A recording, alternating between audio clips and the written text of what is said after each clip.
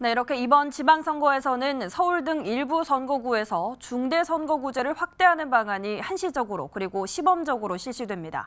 그런데 논란이 상당합니다. 풀어야 할 과제가 더 있다는 건데 그 이유를 김대우 기자가 취재했습니다. 효과를 검증하기 위해서다. 국회가 이번 6일 지방선거에서 중대선거구제를 확대하는 방안을 시범적으로 도입한 취지입니다. 기초의원 선거 3의인 중대선거구제 도입의 효과를 검증하기 위하여 제8회 전국 동시지방선거에 한하여 하지만 턱없이 부족하다는 주장이 나옵니다. 대선 당시 약속했던 정치개혁에 비해 확대되는 범위가 너무 좁다는 게 가장 큰 이유입니다. 이번 지방선거에서 중대선거구제가 확대 시범 실시되는 선거구는 서울의 경우 단 4곳. 이는 이번 지방선거를 앞두고 선거구가 조정되기 전 기준인 서울의 161개 기초의원 선거구의 3%에도 못 미치는 수준입니다. 저희 선거구도 2인 선거구로 선거를 준비하게 됐지만 사실 중대선거구제가 더 폭넓게 열리길 기대했었습니다. 그래서 4인 선거구가 된다면 이 유권자들이 좀 더 다양한 선택들을 하실 수 있지 않을까 기대했는데요. 이런 정개특위의 결과로 놓고 보면 사실 그런 지점이 좀 실망스럽습니다. 서울에서 중대선거구제를 시범적으로 확대하기 위한 조례 개정안은 이미 서울시의회를 통과한 상황입니다. 그러나 기본소득당과 노동당, 녹색당, 정의당, 진보당 등 소수 정당은 비판의 목소리를 멈추지 않고 있습니다. 여야 합의로 어렵게 만들어진 정치개혁의 정신은 온데간데 없습니다.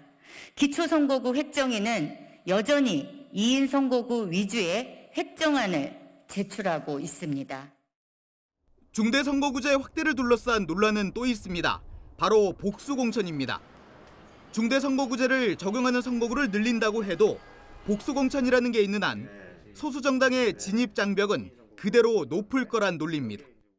중대선거구제를 만들어도 복수공천을 제한하지 않으면 사실 그 효과가 매우 반감이 됩니다.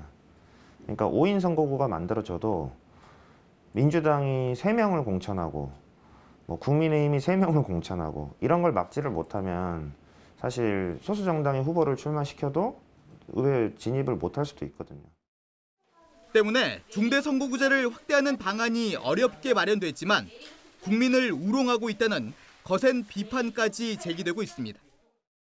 얼마 전에 있었던 대선 과정에서 민주당, 국민의힘당 후보들이 할 것 없이 다 다당제 정치 그리고 양당 독식 정치의 폐단을 극복하겠다, 비례성을 높이겠다 이렇게 다들 약속을 했습니다.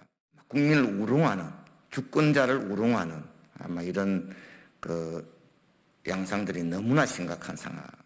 이런 식으로 내로남불 계속한다면 또 다른 심판이 예고되지 않을 수 없다는 점을 말씀드리고요. 서울의 소수 정당들은 이번 지방선거에서 단일 후보를 내세워 의회 입성을 시도하고 있습니다. 중대선거구제를 확대하는 방안이 시작은 됐지만 아직 갈 길이 멀다는 걸 반증하고 있습니다.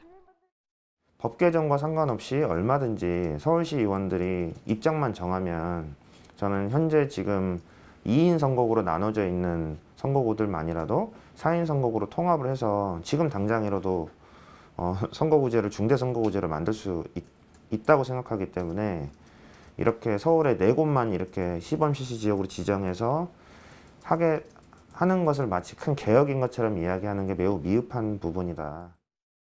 BTV 뉴스 김대우입니다.